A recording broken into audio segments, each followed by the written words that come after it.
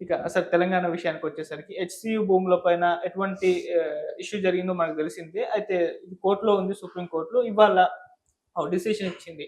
అంటే full serious అయిపోయింది ప్రభుత్వం మీద. మీరు చెట్లు కొట్టడాన్ని ఏ విధంగా సమర్థించుకుంటున్నారు? ఏదో గడ్డి మోపులు అవి ఇవి కొట్టేసని చెప్తున్నారు గానీ, చెట్లు కొట్టడాన్ని ఏ విధంగా సమర్థించుకుంటున్నారు? మేము ఇంకొక అంటే నెక్స్ట్ మంత్ 15 వరకు ఎటువంటి చర్యలు మీరు చేయొద్దు అండ్ పునరుద్ధరించాలి అక్కడ అడవుల్ని కూడా అని చెప్పేసి కోర్టయితే ఆహ్, చెప్పడం చూస్తున్నాం. సో, దీని పట్ల మళ్ళీ కూడా గవర్నమెంట్‌కి దెబ్బ తగిలిందని అంటున్నారు. మరి ఇది ఎస్‌సీయూ భూముల విషయం మర్చిపోవాల్సిందేనా? అక్కడ మళ్ళీ పాతగా ఏ విధంగా ఉందో అదే ఉండే ఛాన్సెస్ ఉన్నాయా సార్? మీరేం చెప్తారు దీనికి సంబంధించి? ఇది గోటితో పోయేదాన్ని గొడ్డలు తెచ్చుకున్నట్లయింది హ్మ్. తెలంగాణలో ప్రభుత్వం పరిస్థితి. యూనివర్సిటీ పిల్లలు హ్మ్. స్ట్రైకో నోటీసులో ఇచ్చి ప్రదర్శన చేసేటప్పుడు హ్మ్. అప్పుడే ఒక మంత్రివర్గ ఉపసంఘం వేసి ఆ పిల్లల్ని పిలుచుకొని మాట్లాడి, ఇది ప్రభుత్వ భూమేనయ్యా, మీ భూమి కాదు, యూనివర్సిటీ భూములు ఏం తీసుకోలేదు, గతంలో 300 ఎకరాలు పలానా చోట ఇచ్చాము, 399 ఎకరాలు, ఈ 400 ఎకరాలు ఇది ప్రభుత్వానిదే. గతంలో ఇది బిల్లీరావుకి ఇచ్చినప్పుడు చంద్రబాబు నాయుడు బిల్లీరావుకి ఇచ్చారు. బిల్లీరావుకి ఇచ్చే కనుక అది రాజశేఖర రెడ్డి వచ్చిన తర్వాత రద్దు చేసినారు. రద్దు చేసిన దాని మీద కోర్టుకు పోతే హ్మ్. ఇది ప్రభుత్వ భూమి అని అప్పుడు కోర్టులో కూడా డైరెక్షన్ వచ్చింది. ఇవన్నీ వాళ్ళ ముందర చెప్పి వాళ్ళకు విషయ పరిజ్ఞానం కల్పించింటే అది ఇంత స్థాయికి పోయిండదు.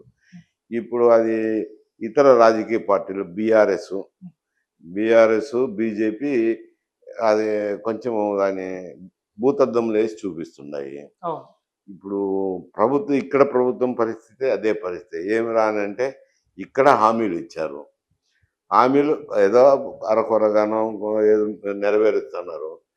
పూర్తిగా సంతృప్తికరంగా ప్రజలకు సంతృప్తికరంగా నెరవేర్చాలంటే రెవెన్యూ కావాలా? హ్మ్. ఇక్కడొచ్చే రెవెన్యూ కూడా 110,000 కోట్లు, 1,10,000 కోట్లు ఎంతో వస్తుంది. ఓకే. ఈడ 44,000 కోట్లు వడ్డీలు కంతులు కట్టాల్సింది ఉంది. హ్మ్.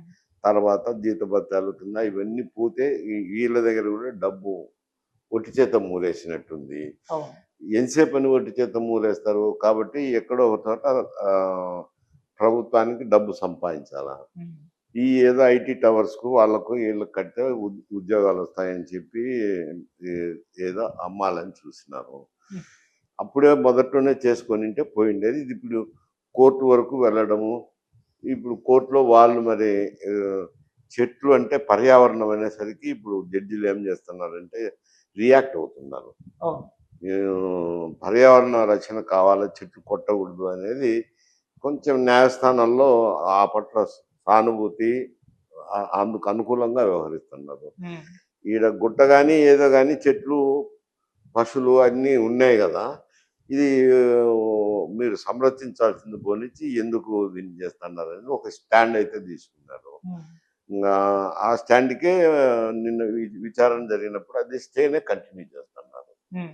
ఫైనల్‌గా లాస్ట్‌లో ఏం జరుగుతుందో తెలియదు. ఓకే. సో, ఇప్పుడు ఒక కమిటీ వేశారు గదా! మరి అదంతా ఇప్పుడు అవసరం లేదనుకోవచ్చా సార్?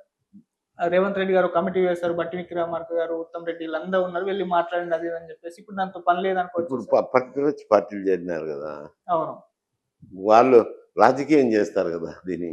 ఆల్రెడీ అది కేటీఆర్ గారు స్టూడెంట్స్ మధ్యన, ప్రభుత్వం మధ్యన ఉన్నప్పుడే అయి జరిగింటే పోయిండేది. ఓకే. ఆ కమిటీ వేసి ఆ స్టూడెంట్స్ యూనియన్స్‌తో మాట్లాడి ఏదో వాళ్ళని శాంతపరిచి తర్వాత ప్రొసీడ్ అయ్యుంటే పోయిండేది. హ్మ్. కొంచెం అప్పుడు హ్యాండెడ్‌గా బిహేవ్ చేసినారు.